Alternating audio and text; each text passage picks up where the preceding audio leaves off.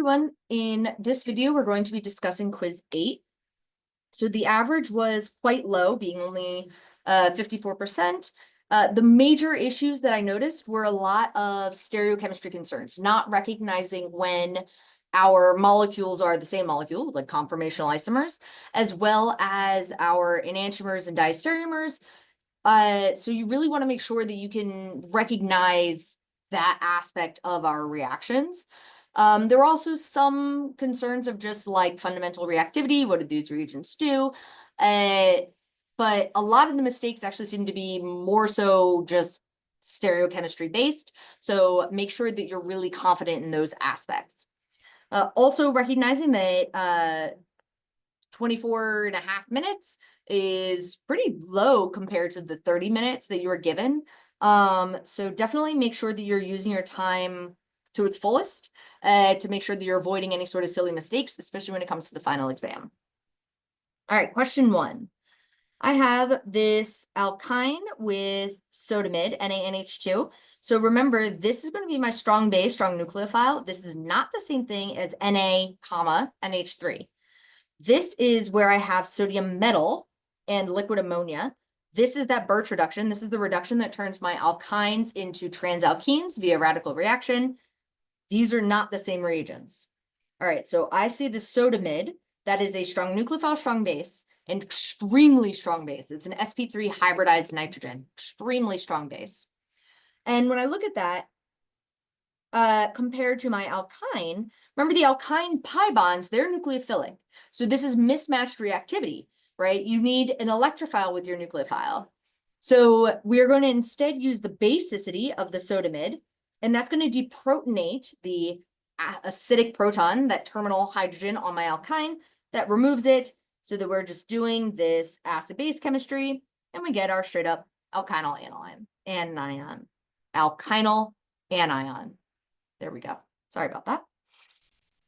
When we compare our other product options, so this one and this one, yeah, both of these are looking at trying to form intermediates from the Birch reduction. So this one would be one of our intermediates in the Birch reduction.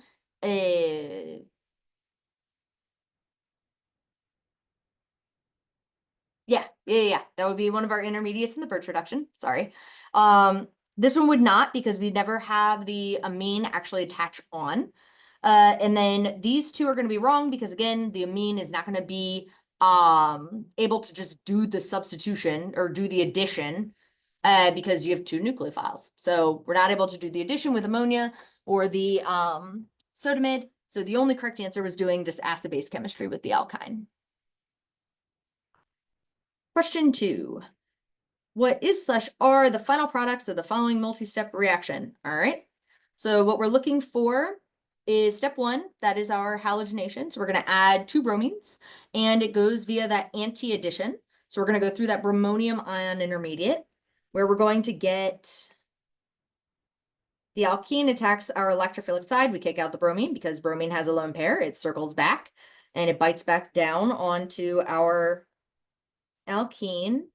We get that bromonium ion intermediate, and then bromide, I should say, is able to then pop open the ring. And the left side and the right side are exactly the same, so which side you attack doesn't matter. But you are specifically going to end up with this anti-stereochemistry. So because it's an anti-addition, you get this trans stereochemistry in the product. So these are the 2 trans products. Because it was 1 equivalent, you can only add 2 bromines. That's it. So those are the possible intermediates from step 1, or the products of step 1. And then the second step, that's our hydrogenation. That's via syn addition. However, when you add in those hydrogens, they become implicit. So there's no stereochemistry there. So really, we're just looking for our ring that has 1 bromine going up, the other bromine going down, and they need to be right next to each other. They need to be on adjacent carbons. So when I look at this, this is up. So that would have been a syn addition. Nope. This is up, up, and it's attached to 1, 3 as opposed to 1, 2. Nope. This is up, down, but again, the wrong connectivity. Here's up, down. That is correct. That is going to be the transalkene. The next one, this is up, down, and it is the 1, 2 disubstitution, but this would have been if I had excess. So if 2 equivalents or excess of that Br2. But because I only had 1 equivalent, I could only add 2 bromines. So that is not correct. Question 3. We're going to select all the major products of the following reactions. All right, so this first step, I see H2 with palladium and then a whole bunch of stuff, especially identifying that quinoline. That is telling me this is Lindlar's catalyst. That is a way of doing the partial reduction. So it's the syn addition still. It's just a poisoned catalyst. So it's going to result in the cis-alkene. So step 1 gives me my cis-alkene. Step 2, this is my osmium tetroxide. This is going to form the diol via the syn addition. So we're going to end up with our alcohols on the same side. So you get the 2 wedges, the 2 dashes. And then if I rotate this, I get the conformational isomer where I have a wedge dash instead of the wedge because now my methyl is going up. So if I'm turning that, then that is pushing what was pointing out at you, goes away from you. So that's why we end up with that stereochemistry and the enantiomer. All right. So option A is going to be the only incorrect answer, the only wrong answer here. So when I look at the carbon scaffold, that is the key thing. That was the trick to being able to do this quickly, was to look at where are my carbons following to know if you're looking at eclipsed or staggered. For structure A, if I move this from the staggered into the eclipsed conformation, so those carbons are now aligned with each other, making that U shape. That's where I see that my alcohols actually added on opposite sides. That would be an anti-addition. That is incorrect. Answer B is just the conformational isomer of answer C. So if I rotate this down, get that methyl pointing down, that puts the wedged alcohol, goes to the dash, so it's now pointing away from you. So these are conformational isomers. B and C are exactly the same molecule, just drawn in 2 different ways. Have different energies associated with them, but they're the same molecule. So they are both correct because that's identifying that syn addition. For D and E, D is the enantiomer of C. So that is, again, the syn addition. And E is the conformational isomer of D. So it's exactly the same molecule. So those are the enantiomers of each other. So yeah, the correct answers were B, C, D, and E. And again, the major ones that people missed were recognizing that B and E were the exact same thing as C and D, that they were all the same molecules. Question 4, select all major products of the following reaction. All right, I have my alkyne with those 4 carbons, and I'm going to do my oxymercuration with the alkyne. So that hydration, it happens via a Markovnikov addition. Remember that once you make that enol, once you get that alcohol on that alkene, so the OH is directly attached to the alkene. It's a vinylic alcohol that immediately tautomerizes, immediately becomes the carbonyl. You never actually see the alcohol. It becomes the carbonyl, and then you can't do any subsequent additions. This is also why we don't actually need to worry about the mercury, is because you get the enol, it becomes the alkene. I don't have to worry about removing the mercury. It just never actually adds in.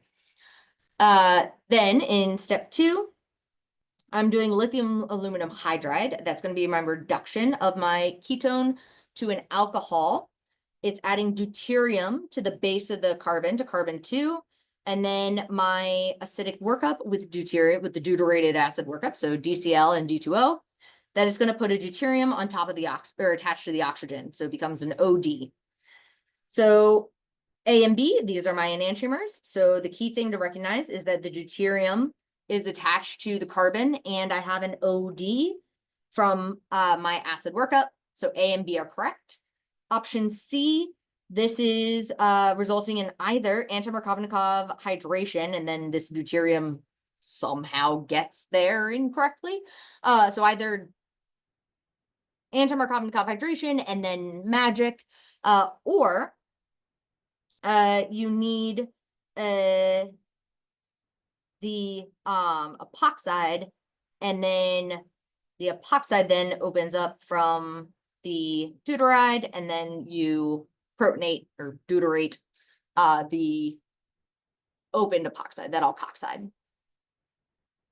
So not the thing that we're doing. So C is incorrect, has the wrong connectivity. D has the correct oxygen is connected to carbon 2.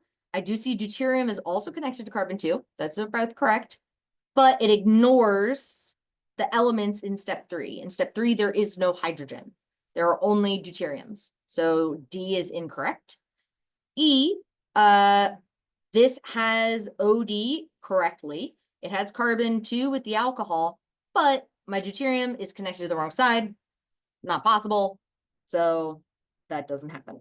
So the only correct answers were A and B. Question 5, we're going to select all possible products. The key thing here was recognizing that it asked for all possible, not just major. Although interestingly, not everyone recognized what the major product would have been. So let's talk about it. So the first step is we do that SN2. Remember, PBr3 is going to turn our alcohol into a bromine via SN2. So this is the product of step 1. The next step, I see this alkynyl anion. Remember that that is both a strong nucleophile and a strong base. So that's telling me I'm doing either SN2 or E2 because it's strong, strong. Then I look at my substrate. It is a secondary leaving group, SN2 or E2. I then recognize that no temperature is written. That means I assume room temperature. That tells me E2 is my major. So my E2 product is going to result in these two alkenes, which is option E is there. So that one checks out. This other alkene product actually isn't even written, but it would have been another one that we would have selected. And they would have been equal major products. Then the minor product, the other one that can happen, is the SN2 reaction. So it can be both a nucleophile and a base. So it can do that SN2 reaction, which would be option D. The problem with A is that that would have required an SN1 reaction with a hydride shift going from a secondary to a secondary. That's incorrect. Option B is ignoring the fact that we did SN2 in the first step, or it's only saying that there's only one product of an SN1 reaction. So that's incorrect. Option C is requiring SN1 and it requires 2 hydride shifts going from the secondary to the tertiary. You never do a hydride shift to a equally stable carbocation. You only go to a more stable carbocation. So that's definitely not going to happen. Also, we're not doing SN1. We have a strong nucleophile. We're doing SN2 if we're doing anything on the substitution front. That was question 5. Question 6. Now we're looking at major products again. So I see that I have Cl2, that is our halogenation reaction, that is going to be the anti-addition. The fact that I only have one equivalent says that I'm going to end up with an alkene. I'm only adding 2 chlorines. I'm adding no more, and I'm adding no less or fewer. It has to be exactly 2 chlorines. So when I look at that, I need to get my chlorines on opposite sides because it's an anti-addition, and they need to be on the carbons that had the pi bond. So when I look at option A, that is incorrect. That's adding a hydrogen and a chlorine. That's wrong. Option B, again, adding hydrogen and chlorine. That's wrong. Those are wrong elements. Option C is identifying a syn addition. That's wrong. Option D has the anti-addition with the 2 chlorines. That's correct. Option E, this actually would have been if you had light. So if you're doing a radical reaction, that would be the only way that we're going to functionalize that sp3 hybridized carbon. It's the only way we're going to hybridize or functionalize that alkyl chain. So option E, also incorrect. Question 7. Doing major products, we are told that rainy nickel is just a reactive metal, just like palladium or platinum, meaning that we're just going to do hydrogenation. Remember, your hydrogen is always in excess. We can never limit the equivalency of it. It will always be in excess.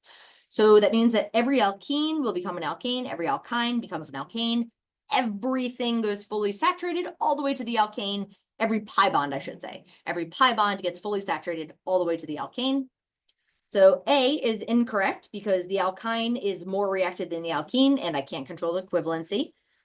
Option B is incorrect because this would have required my Birch reduction, that's sodium and NH3, to get that trans alkene. Option C is incorrect because that requires the hydrogenation with Lindlar's catalyst to react just with the alkyne to make the cis alkene. Option D is incorrect for two reasons. One, I can't control the equivalency. So again, every pi bond has to react. Also, if you consider the intermediate where you get to the, well, actually it would have been C, where you get the cis alkene initially, I have a tri-substitute versus a di-substitute alkene. The tri-substitute alkene is more nucleophilic. So that's the one that we would have actually reacted with. So I shouldn't actually say more reactive. I should say it is more nucleophilic. So if anything, we would have seen that alkene formed before this one. But again, can't control equivalency. The only correct answer was E.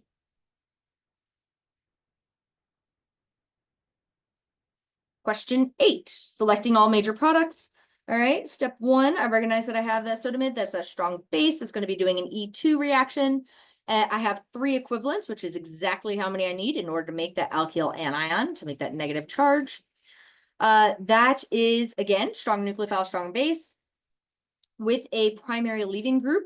That tells me I'm going to be doing an SN2 reaction.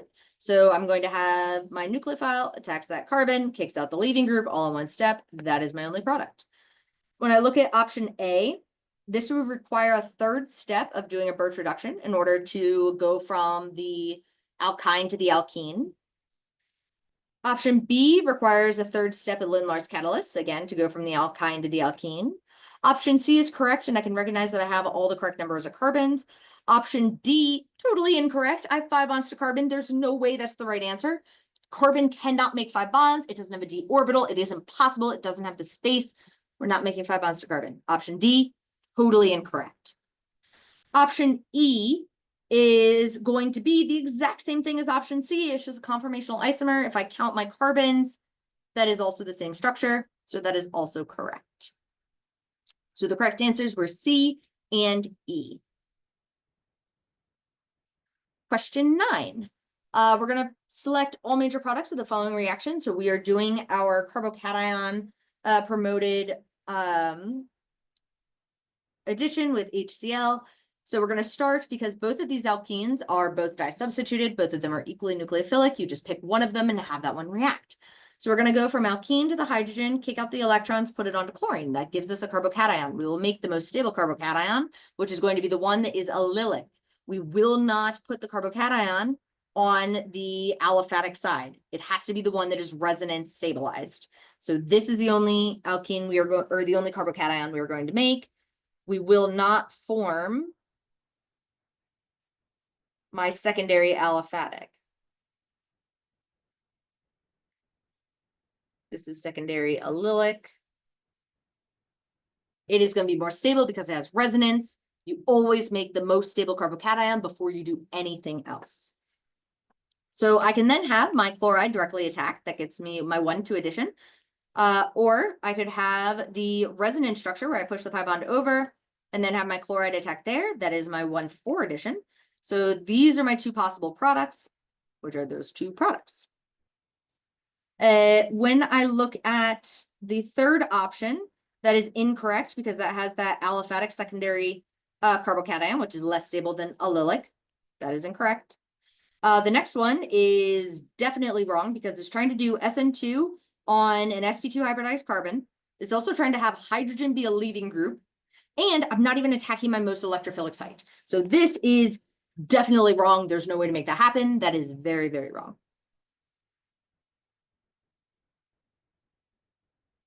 Question 10, looking at our Diels-Alder reaction, trying to figure out what we're going to be doing here.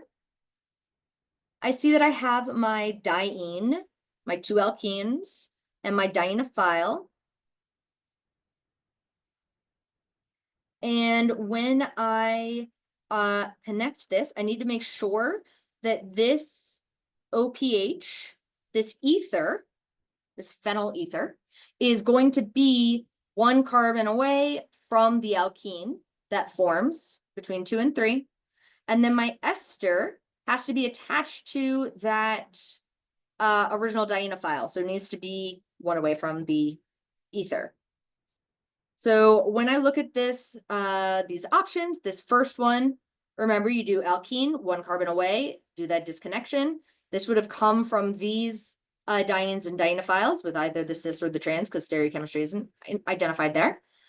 Here, having both the ester and the ether being one away from the alkene means that they had to start both substituents on my diene originally, meaning I just had ethene as my dienophile. That is incorrect. The correct answer is going to be that one where I recognize the correct bond disconnections. All right, if you have any questions, please let me know. And I hope you have a wonderful Thanksgiving break. Okay. Bye.